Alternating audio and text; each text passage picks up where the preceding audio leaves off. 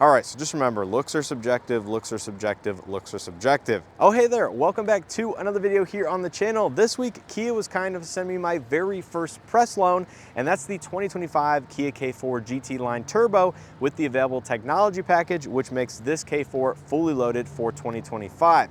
And after the last week and nearly 300 miles behind the wheel of the K4, I have to say I have come away extremely impressed, and that's coming from somebody who owns not only a Hyundai product for nearly the last decade, but is very familiar with the Hyundai and even Genesis sides of the company versus that of Kia. Now, in case you're unaware, Hyundai and Kia, yes, they are related, but they are run quite differently at not only the corporate level, but also in terms of their product offerings, in terms of packaging, styling, colors, everything like that is very different from Hyundai. In the case of the K4, it's competing with the Hyundai Elantra. These two vehicles are different not only in the chassis and the platform that they currently ride on, but just historically have been, different from one another despite being under the same umbrella corporation of Hyundai Motor Group.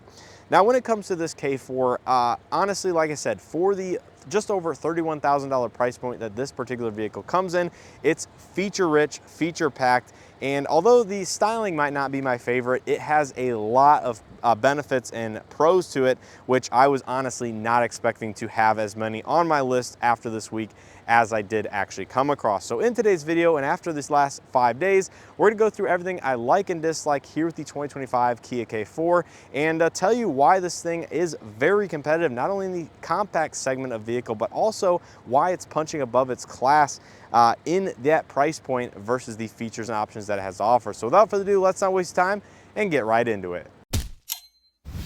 So starting out my list of likes with the K4 GT line, particularly with this 1.6 liter turbo powertrain, that has to be the fuel economy. And this is not something that I was actually expecting to have on this list, but given my 2019 Hyundai Elantra GT N-Line, it does have a older iteration of the 1.6 liter turbo, granted paired to the 7-speed dry dual clutch transmission.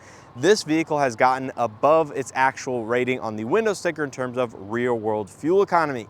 Yes, that's right. I took about a 215-mile road trip, if you will, out on the interstate at speeds of 75 to 80 miles an hour.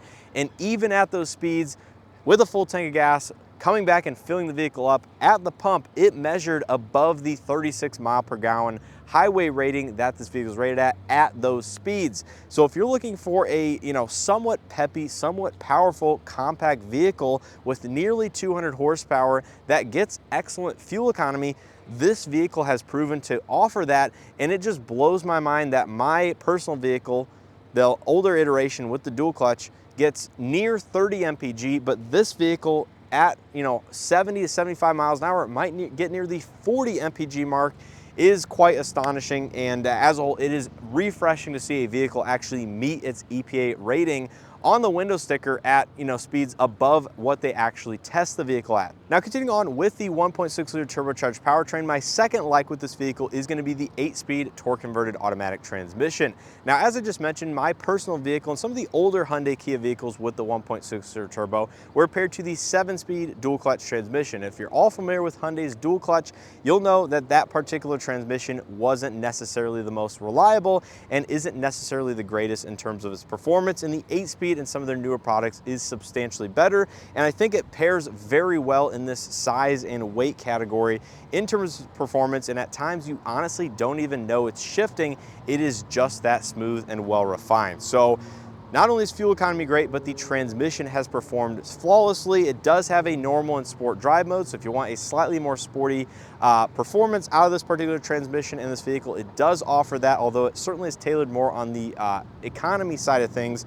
I think this is a way better setup compared to the 1.6 liter turbo and the 7-speed dual clutch that was formerly offered in Hyundai Kia vehicles. So moving on to my third like with the K4, that easily has to be how quiet this cabin interior was at interstate speeds or even around town for that matter. And this vehicle being in the compact sedan segment obviously gets a certain expectation with the noise, vibration, harshness levels that do make its way into the cabin. But I have to say the compact segment of vehicle in that $30,000 price point has gotten extremely good in the last generation of vehicle, and it likely rivals what was expected in a premium class vehicle, say 7 to 10 years ago or 2 to 3 generations ago. the K4 is truly a vehicle that I would not hesitate to take on a 5 to 7 hour road trip, or even across the country for that matter, especially with the technology package that this one has with the more advanced driver assistance. It really was that good in terms of its ride quality and how quiet the cabin was at speeds of 75 plus miles an hour. So if you're at all looking for a vehicle that you may need to take across the country, hundreds of miles or thousands of miles, I would not hesitate to take the K4. Now moving on to my fourth like, that has to be the interior spaciousness of this cabin, not only in the front seats, but also in the back seats as well. Now throughout the introduction or beginning of this video, I have been mentioning the compact segment of vehicle, and the K4 is, like most others in this segment, increasing in size with every generation, to the point of being near mid-size class sedans from just 2 to 3 generations ago, which means it has more interior space. Now that doesn't necessarily mean every vehicle in this segment utilize that space well, but the K4 absolutely does. So here in the driver's seat with my seat set to my seating position, you have tons of knee room and physical space to move around the cabin, specifically when it comes here to the center console, because it is low to the floor. It has a centrally mounted shifter, which means your knee does not pump into the side of it at all. Even if you're over 6 feet tall, I bet you would be fairly comfortable in the either front seat of this vehicle, but particularly here in the driver's seat with all of the adjustments it does have. And then out back in the second row, given the length of this vehicle and the wheelbase, it does tend to have good rear seat legroom, with somebody that's, again, 6 foot tall could probably sit very comfortably or reasonably comfortably behind their own seating position. So the only real dimension I have to complain about with this vehicle in terms of space is probably second row headroom if you're on the taller side of things. But if you're 5'11" or under, you probably should be able to fit back there without much issue. But in terms of spaciousness, I think the K4 is absolutely very good. Now I think my fifth like actually has to do with the amber daytime running lights and turn signals that this particular one is equipped with, for a couple different reasons. Now, at the beginning of my week with this vehicle, obviously I have my certain opinions of the actual vehicle styling, certainly a love it or hate it aspect, but when it comes to the amber daytime running lights, as I see more and more Kia vehicles out on the road, not only the K4, but also the Sportage, the Kia Carnival, everything like that, they tend to be using amber daytime running lights more and more inside of their products due to customer or consumer feedback. And I don't think that's necessarily a bad thing. It is certainly diluting the impact of amber daytime running lights, but I actually think there's a benefit to using amber, and that's for safety reasons. And Kia is going even further by using a huge daytime running light, a absolutely massive amount of lighting, which means it's very easy to see turn signals out on the roadway. So although I might not agree with using amber daytime running lights as frequently as they are across basically almost every model at this point, I think the fact that they're using large daytime running lights and amber ones combined makes it actually a safety benefit to make these vehicles easier to see out on the roadways. Now my next like actually has to do with the overall feature set that this vehicle offers at the given price point, specifically when it comes to a GT Line Turbo with the optional technology package for an additional $2,200, which brings the MSRP just over $31,000.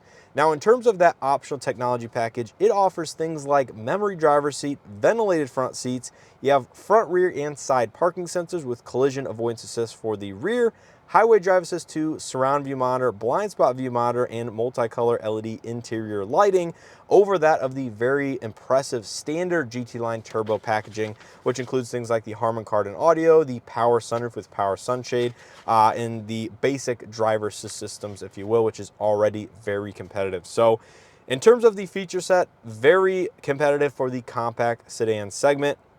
And using the highway drive assist 2 with the automated lane change functionality and things like that is certainly very nice to have on those longer distance road trips. And things like ventilated front seats in these nearly 90-degree temperatures today have been very nice as well. So nothing to scoff at in terms of feature set, especially at the $31,000 to $32,000 price point. So let's go do it here for my full list of likes with the K4. Now let's get into things that I didn't love so much about it after the last week. So my first dislike, which you may have already guessed by now, is going to be the styling of this vehicle. And again, this is totally subjective. Now, this is one of the big differentiating factors between the Hyundai and Kia brands in their product offerings, is just how they are styled both on the exterior and the interior. Now, Kia and Hyundai have really both found their groove in terms of loose design languages, if you will. And the K4 brings in Kia's latest corporate design language with the very angular front end, the large daytime running lights. You have the unique grille, and then here out back you have very similar design elements to other Kia products in their lineup.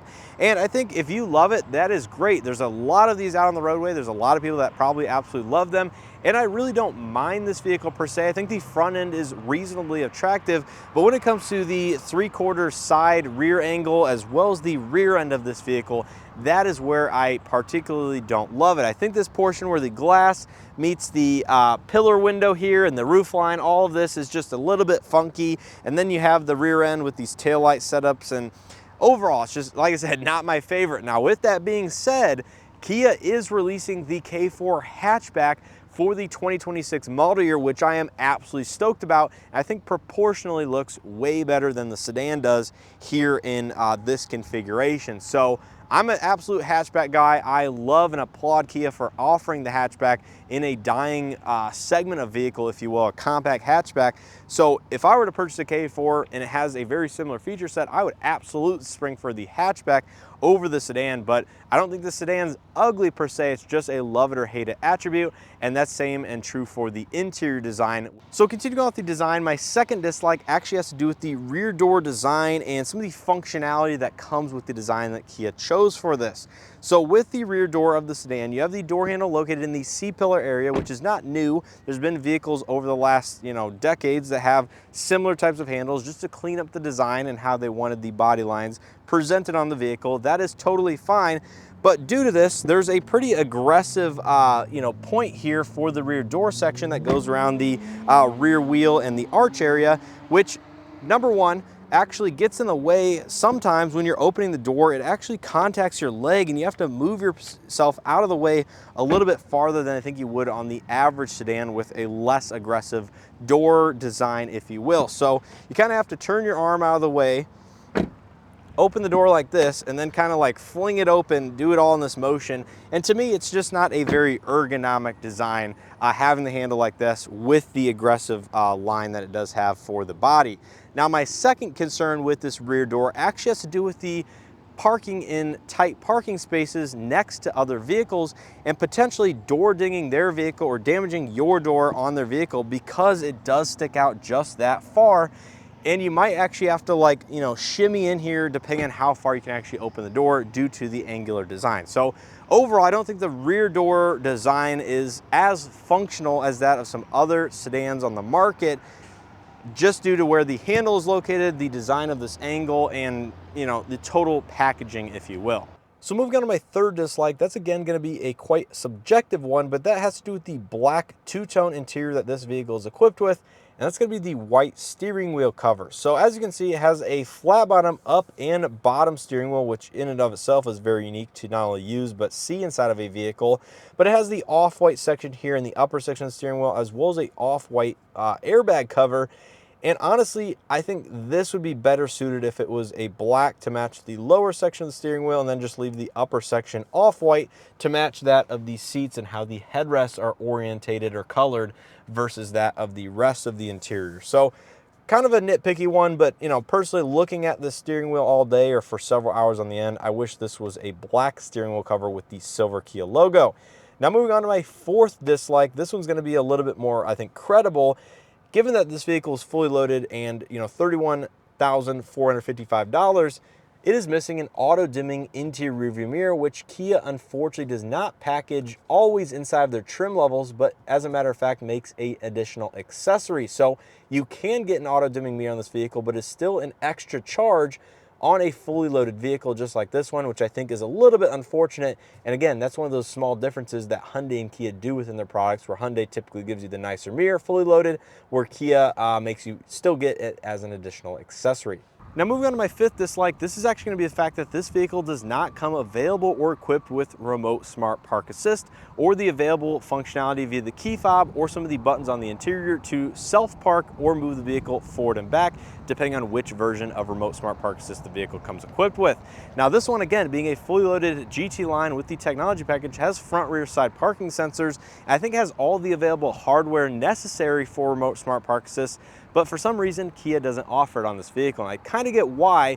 It's a compact vehicle. Obviously that's not a feature that is, maybe necessary for this segment, but at $31,500, and the hardware is most likely already included on this vehicle, it would be something that would be nice to have to set it apart from some other vehicles, maybe in the segment or just, in general, like they do on some SUVs or some of their larger products.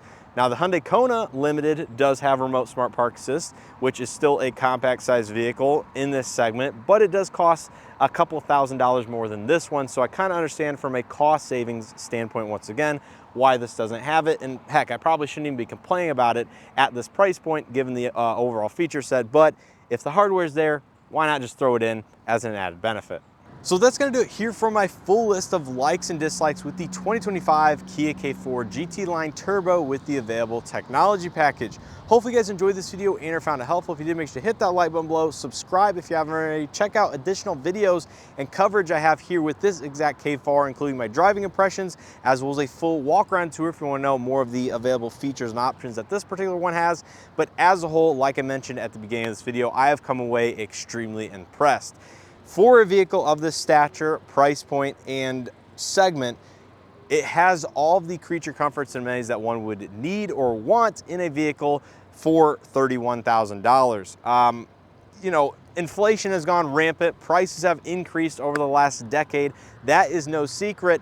But actually looking at the compact segment versus what you got just a handful of years ago, this has been one of these segments of vehicles that have actually taken the least increase over the last 5 to 10 years when you look at it and take a look at back, what a fully loaded Forte had to offer in its SX trim with all of the available extras. It really isn't all terribly much more, but this vehicle certainly did get more expensive than the Forte ever was. But then again, some of these features were never even offered on the Forte, in the last generation. So take that for what it's worth. I think for $31,000, you really can't ask for much more. And this is a vehicle that I would absolutely daily drive, or like I said, even take on a road trip if I had to, as an everyday vehicle around town. And you get, very good gas mileage to boot, mid 30s on the low end, near 40s on the high end. There's not a lot of negative about the K4 other than the styling, which, if you can get over that, you're like me, you maybe not, prefer it.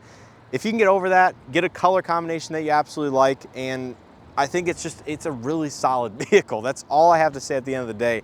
I'm just genuinely happy and impressed by what it has to offer. So let me know your thoughts and opinions on the K4 down in the comment section below. Do you agree, disagree, want to add any additional likes and dislikes if you happen to own this vehicle in the current generation? Help anybody out there that might be interested in purchasing one of these for themselves, and maybe what trim level you would buy if you were looking at this vehicle. There might be, the base GT Line Turbo, save $2,200. You lose some of those really cool extra features, but if you don't use them, just the premium audio system and the sunroof and the dual zone automatic climate with wireless charging, all of that is still very livable with standard heated seats. You lose the ventilated functionality, but a lot of people out there could do without all of that. So at the end of the day, it might be worth it to keep this vehicle under the $30,000 price point, just to save that little bit of additional money and monthly payment. But anyways, I appreciate you guys watching. I want to give a huge thanks to Kia for sending this vehicle out for me to test and review. Stay tuned for additional Kia products here over the coming weeks and coming months as they enter and maintain the press fleet. And with all that being said, I appreciate your continued support and hope to see you guys in the next one.